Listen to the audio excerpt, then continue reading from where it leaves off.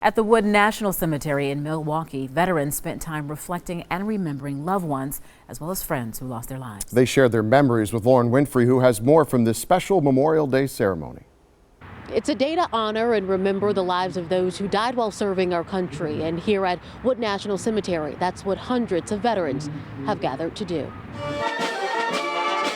Beyond the backyard barbecues or a family day at the beach, here at the lawns of a cemetery lined with white headstones, veterans and elected officials are highlighting the importance of Memorial Day. It's not a three-day weekend. It's to honor all our soldiers, the men and women who served this great country of ours for our freedom.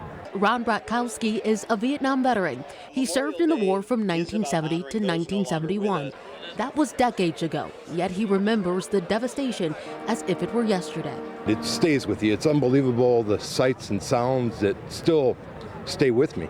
This Memorial Day observance at the Wood National Cemetery at the Milwaukee Veterans Affairs Medical Center is now in its 89th year. Veterans and soldiers stand shoulder to shoulder, some laying wreaths, others cutting black balloons, all gathered in solidarity to remember the lives of those too valuable to ever forget. Today and always we think of them, their families and friends, and today we honor those who left their mark on our history.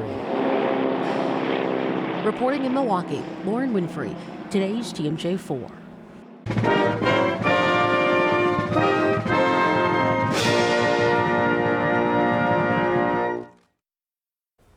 Vice President Mike Pence took part in the wreath-laying ceremony at Arlington National Cemetery. Defense Secretary Patrick Shanahan and Joint Chiefs Chairman General Joseph Dunford were also there. President Trump is overseas in Japan, where he is beginning his final day after sparking controversy with his hosts. NBC's Kristen Welker is traveling with the president in Tokyo.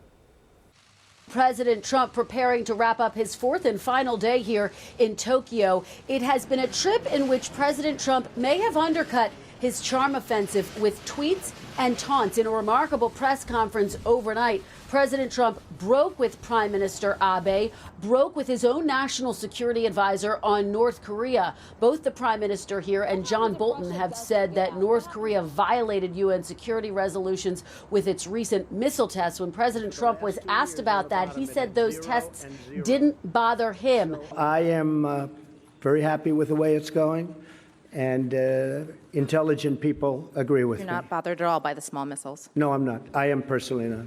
That type of language could complicate his efforts to work with regional partners, including the Prime Minister here, to try to press North Korea to abandon its nuclear ambitions. Could also make it more difficult for President Trump to strike a broader trade deal with Japan. Of course, that is what the two leaders want. The president has long criticized Japan for trade surpluses. President Trump also sided with Kim Jong-un in criticizing a domestic rival, Joe Biden. Well, Kim Jong-un made a statement that Joe Biden is a low IQ individual. He probably is, based on his record.